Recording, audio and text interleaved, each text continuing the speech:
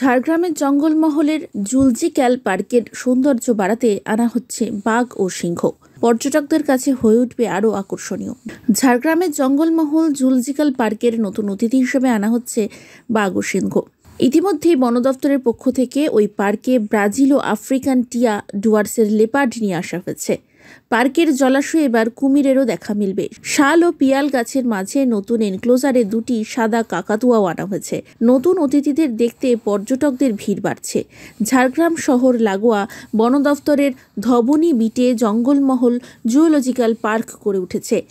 ঝাড়গ্রামবাসীর কাছে পার্কটি deer park নামে পরিচিত। রাজ্যে তৃণমূল কংগ্রেস সরকার আসার পর পার্কের সম্প্রসারণ করা হয়।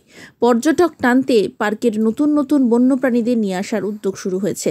পার্কে এখন চিতল হরিণ, সম্বর হরিণ, স্বর্ণমৃগ, নানা প্রজাতির পাখি, নীলগাই, তারা কচ্ছপ, গোসাপ, এমু পাখি, সজারু, নীলগাই, ভালুক, হাইনা, নেকড়ে, সাপ, গন্ধককুল, বাঁদর, হনুমান, মদন টাক পাখি, বনমুরগি, ময়ূর, কালিজ ও গোল্ডেন ফিজেন্ট ও চিতাবাঘও রয়েছে।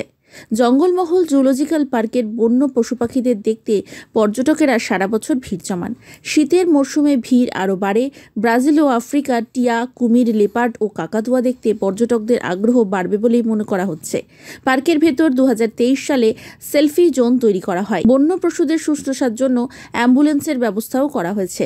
পার্কের ভেতরে ফুলের বাগান ও ছাউনি দেওয়ায় বসার জায়গাও রয়েছে।